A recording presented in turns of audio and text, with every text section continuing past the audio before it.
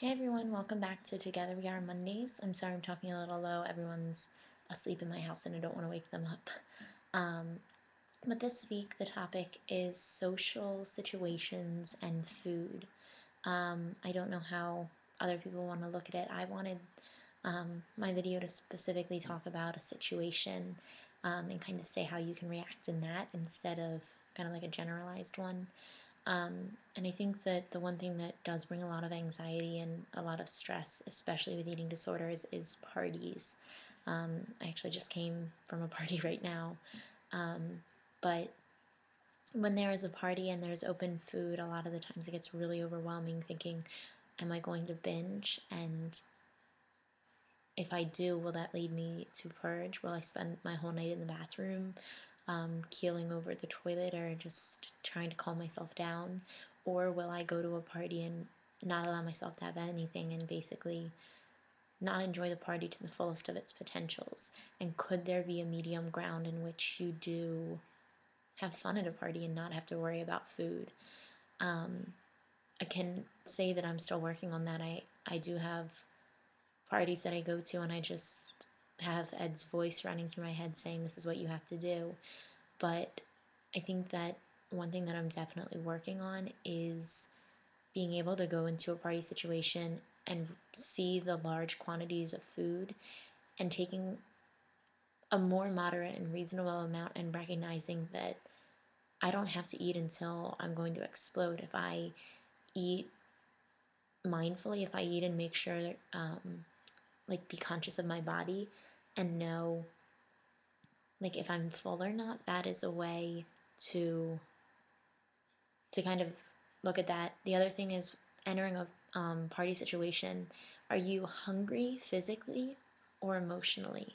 Physical hunger can be described in multiple ways. You can feel stomach pangs if you have no food in your belly, or just being able to pinpoint where your stomach is, having that lack of energy, feeling fatigue.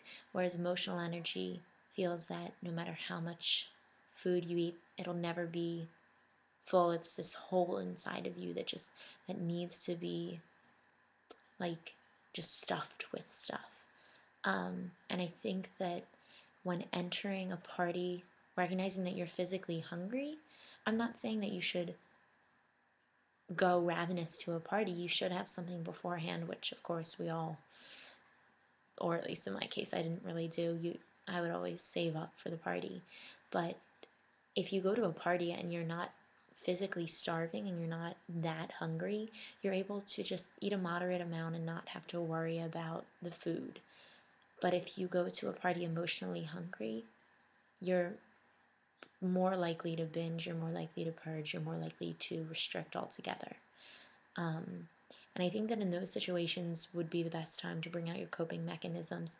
See if you can hunt down a friend at the party, talk to them in a side room. I know I was at a graduation party back in June when people would have graduated, and it was one of the girls of my group therapy. It was her graduation party, and I was having like a tough time, and we just went in another room and sat and chatted for a while, and then we went out and having fun. But like I just needed that little break, somebody to talk to.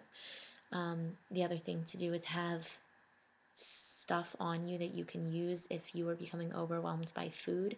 If you want to bring a book with you, I love having a book in my purse that I can just take out at a moment's notice, something that'll take me away from things.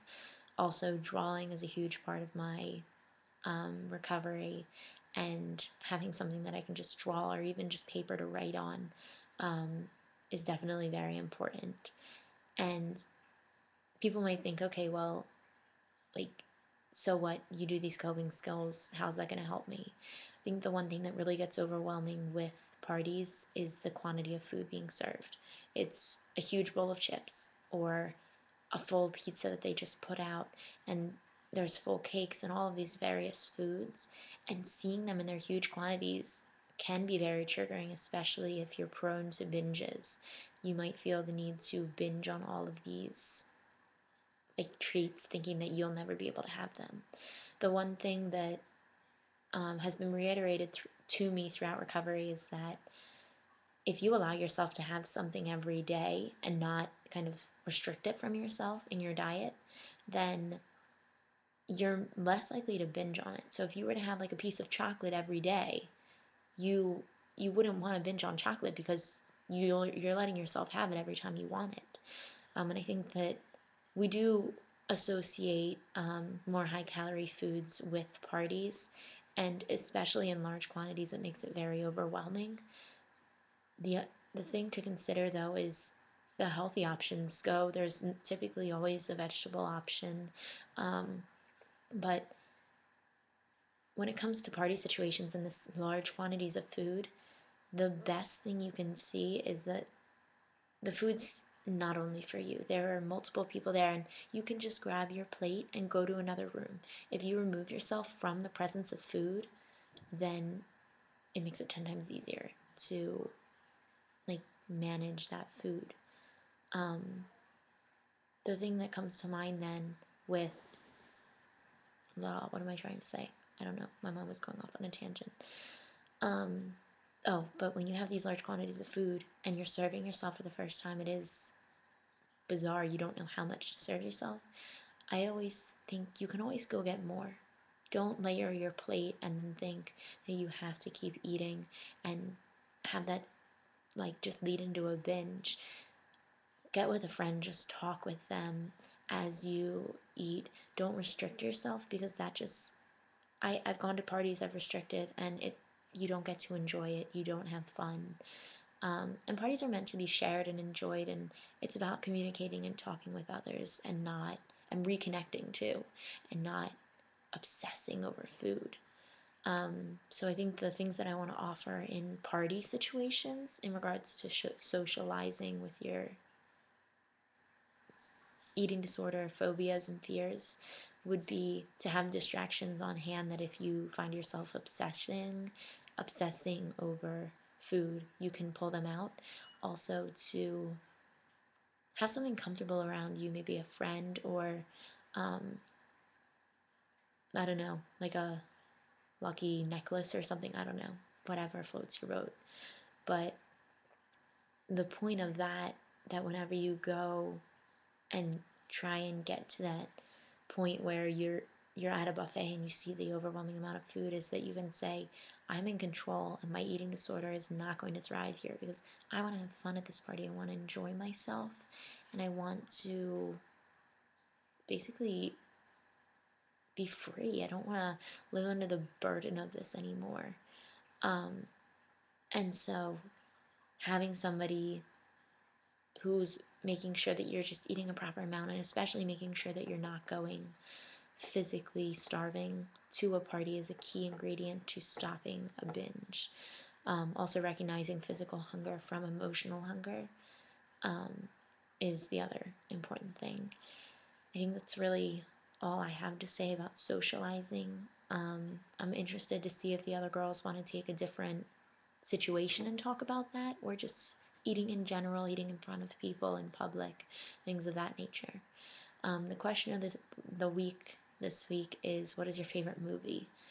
Um, I am actually president of film club at my school, and I love movies.